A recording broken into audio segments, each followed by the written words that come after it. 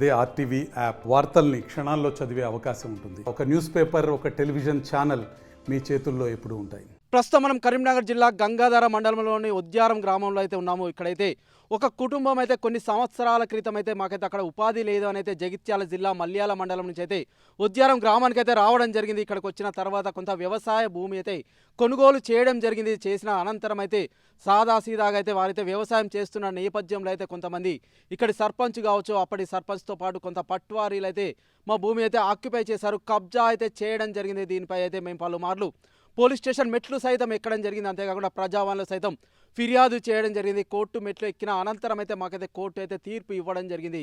రాజన్న సిరిసిల్ల జిల్లా కోర్టు అయితే మాదే భూమి అని తీర్పు ఇచ్చినప్పటికీ సైతం మా పొలంలోకి అయితే మమ్మల్ని అయితే పోనివ్వట్లేదు, అడ్డుకుంటున్నారు, మాకైతే ప్రాణ భయం ఉందని చెప్పేసి అయితే మరొక సార్ అయితే వీరైతే ప్రజావాణిలో అయితే దరఖాస్తు చేయడం జరిగింది. 23వ తారీఖు అయితే దరఖాస్తు చేయడం జరిగింది. అంతేకాకుండా ఈ నెల 18వ తారీఖు అయితే గంగాధర పోలీస్ స్టేషన్లో సైతం వీరైతే మరైతే కంప్లైంట్ అయితే ఇవ్వడం జరిగింది.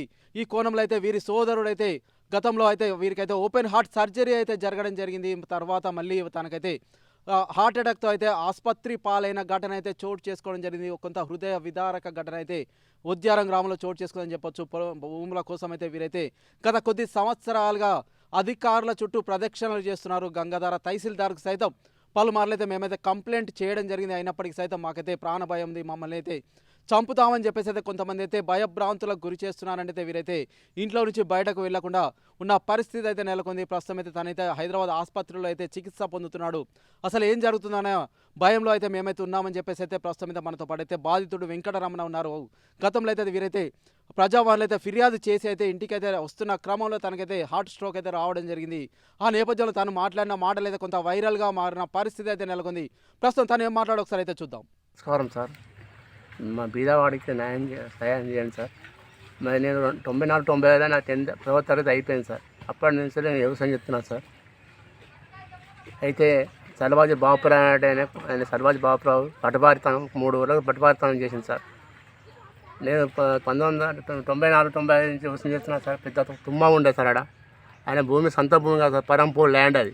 నాది 20 గుంటలు నాది 2 ఎకరాలు 3 ఎకరాలు 6 గుంటలు భూమి సార్. నాది 3 ఎకరాలు 6 గుంటలకు 20 గుంటలు అంటే కబ్జా చేసుకున్నాడు సార్. నాకు ఇచ్చేయాలి, లేకపోతే చంపెత్తా, నాకు అవసరం, నేను ఎంతో అంత డబ్బులు ఇచ్చి నేను దున్నుకుంటానంటే నేను ఇవ్వని మా నాన్న అన్నాడు సార్. అప్పుడు మేము చిన్నవాళ్ళు సార్, వ్యవసాయం చేస్తున్నాం. మా నాన్న ఒక్కడు సార్. మాది ఈ ఊరు ఉద్యారంగా సార్, మరి జగిత్యాల దగ్గర రాంపురం సార్. అక్కడి నుంచి మేము వలసగా వచ్చి ఇక్కడ బతుకుతున్నాం సార్. మాకు వెనక ముందే లేదు సార్. ఇక్కడ మా నాన్న ఒక్కడు సార్. మా నాన్నకి 2 అన్నదమ్ములు మేము సార్. వ్యవసాయం చేసుకుంటూ మేము మా జీవనోపాధి మేము బతుకుతున్నాం సార్. ఇది వాళ్ళకు గుండాలు పట్టుబడతానని చేసి మమ్మల్ని బెదిరిస్తుడు, ఇస్తా లేకపోతే చంపేస్తా అని బెదిరిస్తారు. 2000 అప్పుడు పట్టుబడతానం తర్వాత జనార్దన్ రావు సర్పంచ్ చేసింది సార్. 2008లో ఆయన 2 సంవత్సరాలకే సస్పెండ్ అయింది, కుంభకోణం చేసి సస్పెండ్ అయింది. మళ్ళీ ఎంపీడీసీ అయింది సార్ 2014 ఎంపీడీసీ అయ్యి అప్పుడు రాజేశ్వరి ఎంఆర్ఓ మేడం, ఆ ఎంఆర్ఓ మేడం పట్టుకొని పట్ట చేయించుకున్నాడు సార్. పరంపూని పట్ట చేసుకున్నాడు. 3 ఎకరాలు పట్ట చేసుకున్నాడు. ఆ పట్ట చేసుకున్నాక నాది కూడా 20 గుంటలు, 3 ఎకరాలు 20 గుంటలు, 3 ఎకరాలు మొత్తం పట్ట చేసుకున్నాడు. రాత్రి బస్సు ఎక్కుదామంటే భయం, బస్సు దిగుదామంటే భయం సార్. వాడు కైరమా నుంచి గుండాలను పంపించాడు. భూమి జాగా బెదిరించి దౌర్జన్యంగా బెదిరించి ఇక్కడ అంటే చెప్తే ఇంటారు కాబట్టి వేరే నియోజకవర్గం నుంచి గుండాలను వచ్చి దున్నిచ్చు కౌలుకు ఆ పట్టా చేసుకొని దున్ను బెదిరించి మమ్మల్ని అంటే పోతే చంపుతా అని బెదిరిస్తా. మేము పోయి ఇట్లా మేము పోయే వరకు పోడు ట్రాక్టర్ రోడ్, ఆ ట్రాక్టర్కి నెంబర్ ఉండదు సార్. మన నెంబర్ ప్లేట్ ఏమి ఉండేది. రాత్రి మళ్ళీ దొంగ రాత్రి వచ్చి దున్నుడు సార్. నాకు మా అమ్మ ఇదే భయానికి మా అమ్మ హార్ట్ ఆపరేషన్ మా అమ్మ చనిపోయింది సార్. నా తర్వాత నాకు 2015 నాకు హార్ట్ ఆపరేషన్ బైపాస్ సర్జరీ నాకైంది సార్. 2015లో బైపాస్ నాకు మళ్ళీ 21లో కళ్ళు పోయినాయి సార్. నేను రాజేశ్వరం మేడం అంటే మా ఉద్యాన గ్రామ పంచాయతీలో మేడం మీరు ఏరబట్టే ఇట్లా అయింది, రిజిస్ట్రేషన్ అయింది, మేము కూడా పురుగు అంటే సత్యం అనుకొని సత్వం సాగుపో అని బెదిరించింది, అన్నీ బెదిరించింది సార్. పక్కముంట పోలీసులు అప్పుడు వచ్చేసారు, పక్కముంట నూకేశారు. నేను మేము ఒంటరి కాలం సార్. మా ఊర్లో మాకు ఎవరు లేదు సార్. మేము మా నాన్న మేము ముగ్గురం ఉంటాం సార్. మా పక్కముంట బంధువులు ఎవరు లేరు సార్. మీరు వలస వచ్చిన ఊరు సార్. మేము దయచేసి మీరు సిరిసిల్ల కోర్టులో మా పేరు వచ్చింది సార్. ఎమ్లవాడ కోర్టులో వచ్చింది, కరీంనగర్ కోర్టులో వచ్చింది. మళ్ళీ హైదరాబాద్కి వేసుకున్నారు సుప్రీంకోర్టుకు. దానికి మీకు వచ్చి 71 నుంచి మేమే వ్యవసాయం చేసుకున్నాం. 10-15 ఏళ్ళు 20 ఏళ్ళు అయిపోయి సప్పుడు చేయలేదు. పక్కపండి పరంపు అని బాపురావు అంటే ఆయన, బాపురావు సన్నాఫ్ కిష్టయ్య, వాళ్ళు సలవాజీ బాపురావు సన్నాఫ్ కిష్టయ్య. అయితే ఆయన పట్టువారి పనిచేసి అందులో నాకు కొంచెం భూమిగా 20 గుంటల భూమిగా ఇస్తావా ఏమైనా సంగతి అంటే, నేను ఇయ్యనే అంటే మళ్ళీ ఎట్లా వచ్చినావు అట్లా మళ్ళీ కుండలు తిరుగుపోతావు ఇవ్వకపోతాను భయపెట్టించి ఆ పరంపు భూమి 2 ఎకరాలు దున్నుకుంటూ మా నాన్న కబ్జా పెట్టిండు. ఆ కాలం 1980 నుంచి రామగోజు చూసుకుని సార్ ఏదైనా సహాయం చేసి దయచేసి మమ్మల్ని అది చేయండి. ప్రస్తుతం అయితే తను మాట్లాడిన మాటలు అయితే మనమైతే చూడడం జరిగింది. తనతో పాటు అయితే తన తండ్రి సైతం కొంత ఆవేదన భరితంగా అయితే మాట్లాడడం జరిగింది. కోర్టు తీర్పు ఇచ్చిన తర్వాత సైతం వీరికైతే ఎందుకు హక్కులు ఇవ్వట్లేదని అయితే వీరైతే ప్రధాన డిమాండ్ చేస్తున్న పరిస్థితి అయితే ఉద్యానంలో చోటు చేసుకుంది. ప్రస్తుతం అయితే మనతో పాటు అయితే బాధితుడు వెంకటరమణ వారి సతీమణి అయితే ఉన్నారు. ఒకసారి వారితో అయితే మాట్లాడదాం. సార్ చెప్పండి, అసలు ఏం జరిగిందండి? మేము అసలు 54 సర్వే నెంబర్ మాది 3 ఎకరా 6 గుంటలు ఉండాలి సార్. ఓకే, 3 ఎకరా 6 గుంటలకు 2 ఎకరా 23 గుంటలు వాళ్ళు అదే ఉన్నది మీకు అంతే వస్తుంది అని వాళ్ళు అన్నారు. అనేసరికి మేము కోర్టులో కేసులు అవి వేయడం జరిగింది. ఇది ఎప్పటి నుంచి మా తాత అక్కడి నుంచి జరుగుతుంది సార్. తాత వాళ్ళు 1970లో కొన్నారు ఇది. అప్పటి నుంచి మేమే చాలా వరకు చేసుకున్నాక మాజీ పట్వారి మన పట్వారి ఉండి ఆయన బాపురావు సలవాయి బాపురావు, ఇది నీకు 3 ఎకరా 6 గుంటలు కాదు 2 ఎకరా 23 గుంటలు వస్తుంది అంతే, నువ్వు ఎక్కడికైనా పోయి చేసుకునేసరికి కోర్టు మాకు తీర్పు అనుకూలంగా ఇచ్చింది. కరీంనగర్లో వేములవాడకు రాసిండ్రు. వేములవాడ నుంచి సిరిసిల్ల మాకే వస్తాయి. ఆయన సిరిసిల్ల నుంచి ఆయన హైకోర్టుకు పోతా నేను ఎట్లా వస్తాయి నీకు అనుకుంటా ఆయన అటు పోయిండు.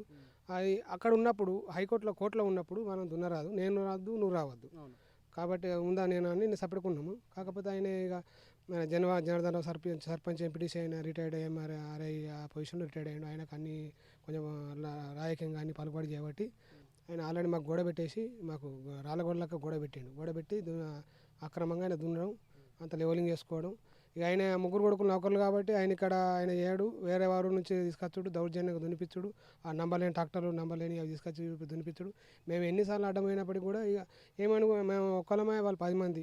మొన్న 18వ తారీఖు రోజు కూడా ఎస్ఐ సార్కి కంప్లైంట్ ఇస్తే వాళ్ళు ఏమన్నారు, కోర్టులో నడుస్తుంది ఇప్పుడు ఆల్రెడీ పోయిన సంవత్సరం వాళ్ళే దున్నుకుంటారు కదా, అప్పుడు కూడా మేము ఆల్రెడీ అడ్డమైనాం. అద్దు సార్ మీరు దున్నకు మా ఇది అద్దు అని కౌలుదారకు వాళ్ళు చెప్పినా కూడా వాళ్ళు దున్నుకోమన్నారు. వాళ్ళని అడుక్కోను ఓనర్ నడుకోను అన్న వచ్చాడు వాళ్ళు అనేసరికి వాళ్ళని అడుగుతానేమో వాళ్ళు నువ్వు ఒక స్టేషన్ ఇచ్చినపో నేను వేసినపో నువ్వు ఏమైనా వేసుకో నీ ఇష్టం ఉన్నట్టు వేసుకో అని వాళ్ళు సార్లు కూడా పోలీస్ స్టేషన్ వాళ్ళు కూడా సార్ ఏమంటాడు, నువ్వు కోర్టులో నడుస్తుంది కదా వాళ్ళు అయిపోయినాక తీర్పు వచ్చినాక నువ్వే దున్నుకో వాళ్ళు దున్నుకొని ఇప్పుడు ఏమవుతుంది నీకు ఏం అవసరం నీకు అని వాళ్ళు అన్నాడు. ఎంఆర్ఓ గారికి ఇచ్చినాం, కలెక్టర్ గారికి ఇచ్చినాం, మొన్న ప్రజావాణిలో ఇచ్చినాం. తర్వాత కమిషన్ ఆఫీస్కి పోదామని మేము కమిషన్ సార్ని కూడా కలుద్దామని అడిగిపోయాను. మా నాన్న నేను మా అన్న ముగ్గురం పోయేసరికి ఆయనకు కమన్పూర్ వాళ్ళు దాటినాకనే మా అన్న నాకు అంత ఎటు అవుతుందని కొంచెం కూర్చున్నాం. నాకు అంత ఎటు అవుతుందిరా అన్నాడు. అనేసరికి కొంచెం కూర్చొని మళ్ళీ ఏం కాదు ఒకసారి కలిసేద్దాం దేవుందే అని మళ్ళీ వెళ్తే రావణ వచ్చే వరకు మొత్తం కింద పడిపోయాడు, కుల పడిపోయినాక అక్కడ గవర్నమెంట్ హాస్పిటల్ ఉండే అందులో ఆ సార్ చూపెట్టినాం బీపీ ఎట్లా ఉంది మరి ఏం కథ ఎందుకు ఇట్లా అవుతుంది అనేసరికి ఆయన చూసి బీపీ నాకు ఏం కనబడతలేదు ఇది ఎమర్జెన్సీ అట్లా ఉన్నది కథ మీరు ఇవరకు ఎక్కడ చూపెట్టినారో ఆడుకోరని ఆయన సరికి ప్రతిమ తీసుకెళ్ళాం. Prathima Ravinder Reddy sir doctor cardiologist ఉండే ఆయన దగ్గర తీసుకెళ్ళాం. ఇదివరకు ఆయనే మాకు సిఏబీజీ చేసిండు అన్నకు. ఆయన దగ్గర తీసుకెళ్తే ఇంకా నడువది ఇది బాగా క్రిటికల్గా ఉంది అంత పేషెంట్ అడ్జస్తలేదు బీపీ పెరుగుతుంది తగ్గుతుంది మాకేం తెలుస్తలేదు అని వాళ్ళు గచ్చిబౌలి ఏజ్ హాస్పిటల్కు రెఫర్ చేసిండు సారు. అక్కడికి పోయినాం. ఆయన పరిస్థితి దారుణంగా ఉంది, ఏం చెప్పలేని పరిస్థితి ఉంది. ఆ సార్ కూడా ఇప్పుడు ఇంకా అక్కడనే ఐసీయూలో పెట్టిండు. ఎప్పుడు ఇంకా రేపు ఎల్లుండో కొంచెం మరి ఎట్లుండే కథ కండిషన్ చెప్తా అన్నాడు. ఏం అర్థమవుతలేదు.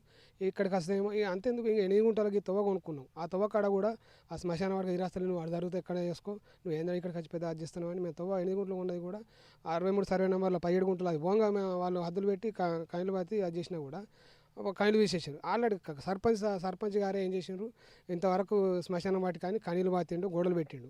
ఆ కనీలు మొత్తం బీకేసి ఇప్పుడు మా వాళ్ళకు నీకు తవ్వ ఒకటి చేస్తామని ఇటు వస్తుండ్రు. ఈడ శ్మశానం తిరగస్తలేదు చుట్టూ మాకు తిరగడానికి ఉండాలి వాడు జరుగుతావో నువ్వు విగుతావు ఏమని చేసుకో అని వాళ్ళు అంటారు. శ్యామరావు అని శ్యామరావు సంజయరావు మొన్న నేను జేసీబీ చేసేటప్పుడు కనీలు తీసేటప్పుడు కూడా నేను అక్కడ అడిగిన అద్దు ఎందుకు చేస్తున్నావు ఇట్లా ఇంత ఇది వరకు వాడినప్పుడు అప్పుడు తీసేసిండ్రు మళ్ళీ తీసేస్తున్నాను ఎందుకంటే నువ్వు ఏమైనా చేసుకోపోరా ఏమైనా చేసుకో మేము ఇట్లా చుట్టూ తిరగడానికి మాకు ఉండాలి అని అట్లా అంటారు. పొలం కాడ కోవడం భయం అవుతుంది, ఏ టైంలో ఏం చేస్తారో మాకు ఏం అర్థమవుతలేదు, అంత భయంగా ఉంది. ఓకే, అంటే ప్రస్తుతం మీకు ఎలాంటి న్యాయం కావాలని మీరు కోరుకుంటున్నారండి? నాకున్న 3 ఎకరా 6 గుంటలకు నాకు భూమి ఉంటే చాలు. నాకు కోర్టు తీర్పు ప్రకారం ఇవ్వండి. కోర్టు సార్ అయితే వాళ్ళైతే అవ్వదని చెప్పారు. వాళ్ళు సర్వే నెంబర్లు అదంతా చూసి నక్ష పహాని అంతా చూసి వాళ్ళు బరాబరి ఎంత ఉందో మాకు అంత వాళ్ళకి అప్పైపు మాకు వచ్చేసారు. మాకు దైవం దేవాలో మాకు అది చేస్తే మాకు ఎంతో అది అవుతారు. మా అన్యాయం అయినా ఈ టెన్షన్లు పట్టుకోలేక మా అమ్మ చనిపోయింది ఆల్రెడీ. ఈ టెన్షన్లకి హార్ట్ అటాక్తో అప్పుడు మా అమ్మ చనిపోయింది. ఇప్పుడు మా అన్న కూడా అదే పరిస్థితులు ఉన్నాడు, అక్కడ హైదరాబాద్ తీసుకుపోయింది. దయచేసి న్యాయం చేయండి. ఓకే, అంటే ప్రస్తుతం చూసినట్లయితే కొంత అధికారులు ఏం చెప్తున్నారు అంటే వస్తుందని చెప్తున్నారా, రాదని చెప్తున్నారా, ఏం చెప్తున్నారండి మీకైతే ఫైనల్గా? అధికారులు అంటే కోర్టు 100% మాకే మీరే హక్కుదారులని కోర్టు తీర్పు ఇచ్చేసింది. మా నక్ష ప్రకారం 54 సరైన 3 ఎకరాల 6 గుంటలు మీకు మీరే హక్కుదారులని చెప్పేసింది.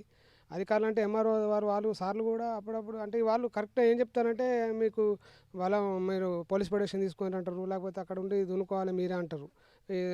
లాయర్ సార్ కూడా ఏమన్నాడు, మీకు బలం లేదు మేము వచ్చి మేము దున్నుతామా, తీర్పు మీకు కరెక్ట్ దేని ప్రకారం యాజ్ పర్ లా దాని ప్రకారం మేము ఇచ్చిన తీర్పు మీరు చేసుకోవాలి, కానీ మీ దగ్గర బలహీనంగా ఉంటే నేనేం చేస్తా.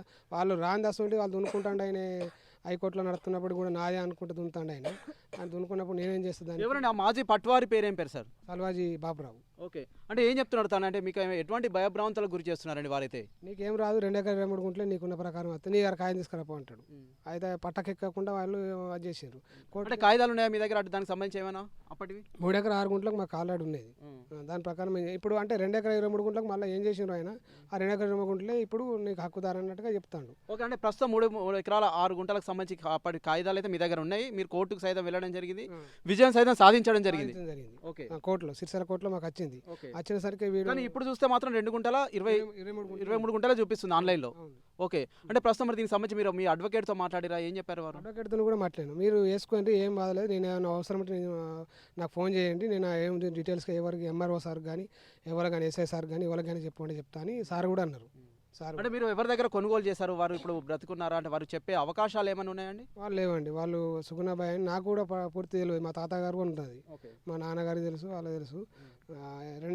3 ఎకరాలు సుగుణాబాయ్ అని పేరుక వాళ్ళు ఏదో అన్నారు నాకు సంథింగ్, అంతేగాని వాళ్ళు ఇక ఎక్కడ ఉన్నారు ఏందనేది ఏం తెలియదు సార్. ఓకే సార్ ఇక్కడ ఇక వాళ్ళ ఊరు అంతా ఒకటి సలవా అలా ఉన్నసరికి ఇక మేము వేరే కంచి వచ్చినసరికి వాళ్ళకి అదొకటి బాగా అదైపోయింది. మీరు ఏం చెప్తారా మీరు, ఉన్నోళ్ళు ఇద్దరు ఒకళ్ళు కథ. మా అన్నయ్య చిన్న కళ్ళు కనబడి ఆయన పరిస్థితి అదేంది, మా నాన్న ముసలాయన ఏం చేయని పరిస్థితి. నేను ఏదో మరి దేవుంది ఏం చేస్తామని నా పని విషయం చేసుకొని బతున్నాను సార్. ఓకే, మరి ఏంటంటే దీనికి పరిష్కారం ఏంటి, ఒకవేళ రాని పక్షంలో ఏంది మీ పరిస్థితి ఏంది మరి?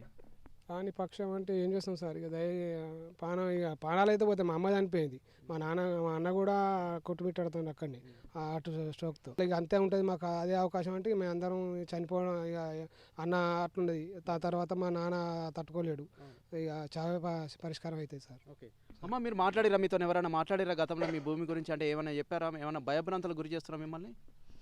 మీరు ఏం చేస్తారో చేసుకోపోర్రి అన్నాడు. అద్దు దున్నకు అని పోయినా, వీళ్ళు ఎవరు లేరు, నేను పోయినా దున్నకు అని పోతే ఏం చేస్తారో చేసుకోపోర్రి అని అన్నారు. ఓకే, మరి ఎట్లా ఇట్లా అంటే మీరు ఒక మహిళ అని చూడకుండా సైతం వారైతే మీ పైన ఇలాంటి మాటలు మాట్లాడడం ఇంతవరకు సమంజసం అనుకుంటున్నారు? అంతేకాకుండా మీ భూమిలోకి మీరు వెళ్ళొద్దని చెప్తున్నారు కాబట్టి మీరు వారిపై ఎలాంటి చర్యలు తీసుకోవాలని మీరు భావిస్తున్నారమ్మా? ఏం చేసినా వాళ్ళే సార్లు వేయాలి, వాళ్ళు వేయాలి, మాకు ఏం తెలియదు, మాకు ఏజేది వాళ్ళు చేసిన వాళ్ళు వేయర్రు. మా అత్తమ్మ ఉన్నప్పుడు అన్ని చేసింది, మాట్లాడింది, చనిపోయింది. ఇప్పుడు మా మామ కూడా కొంచెం అటు, ఆయన కూడా అటు ఉన్నది. ఇప్పుడు మా బావకి అదే ఉన్నది, హాస్పిటల్ పంట తిరుగుతున్నాం, ఇప్పుడు భూముల పంట తిరిగే అవకాశం లేదు మాకు. అంటే దీన్ని చనువుగా చేసుకున్నారా వాళ్ళు? మరి అదే ఇప్పుడు హాస్పిటల్ పంట తిరుగుతుర్రు, మేము చేసే పని చేస్తాం, వాళ్ళు ఎవరు రారు ఏం చేయరని అలా అదే అవకాశం పెట్టుకొని వాళ్ళు చేసే ప్రయత్నం చేస్తుర్రు, భూములు పట్టాలు చేసుకుంటుర్రు. ఓకే, ప్రస్తుతం మనమైతే చూస్తున్నాము ఒక బాధిత కుటుంబంతో మనమైతే ఉన్నాము. వీరైతే కొంత దిగ్భ్రాంతి అయితే వ్యక్తం చేస్తున్నారు. మాకు రావాల్సిన భూమిని అయితే కొంతమంది అయితే రాయిలు అయితే కబ్జా చేస్తున్నారు. సిపి గారు అయితే మా పైన అయితే దయ చూపాలి, మాకైతే రావాల్సిన భూములు మా పేరు మీద కోర్టు తీర్పు ఇచ్చినప్పటికీ సైతం మమ్మల్ని అయితే మా భూముల్లోకి అయితే అడుగు పెట్టని ఇవ్వట్లేదని చెప్పేసి అయితే ఒక బాధిత కుటుంబం అయితే మనతో అయితే మాట్లాడడం జరిగింది. ఉద్యారం గ్రామానికి చెందినటువంటి వెంకటరమణ అయితే ప్రస్తుతం అయితే మనతో పాటు ఉన్నారు. వీరితో పాటు వీరి సతీమణి సైతం ఉండడం జరిగింది. మేము సైతం గతంలో అయితే మా భూమిలోకి మా పొలంలోకి వెళ్ళిన నేపథ్యంలో అయితే మాపై అయితే భయభ్రాంతులకు గురి చేస్తున్నారు, చంపుతామని సైతం మమ్మల్ని బెదిరిస్తున్నారు. గతంలో అయితే మా అత్తమ్మ సైతం చనిపోవడం జరిగింది.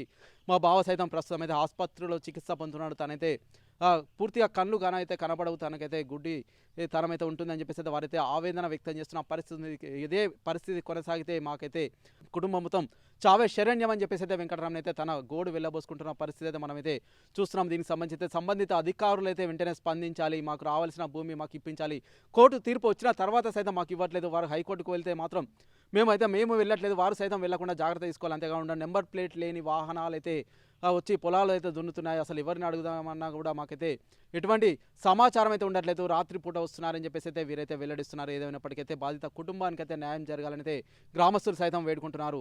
ప్రస్తుతం అయితే మనతో పాటు అయితే బాధిత కుటుంబం అయితే వీరైతే మాట్లాడడం జరిగింది. ఇదే పరిస్థితి కొనసాగితే మాకైతే చావే శరణ్యం అయితే వారైతే చెప్తున్న పరిస్థితి అయితే మనమైతే ఉద్యారం గ్రామంలో చూస్తున్నాం.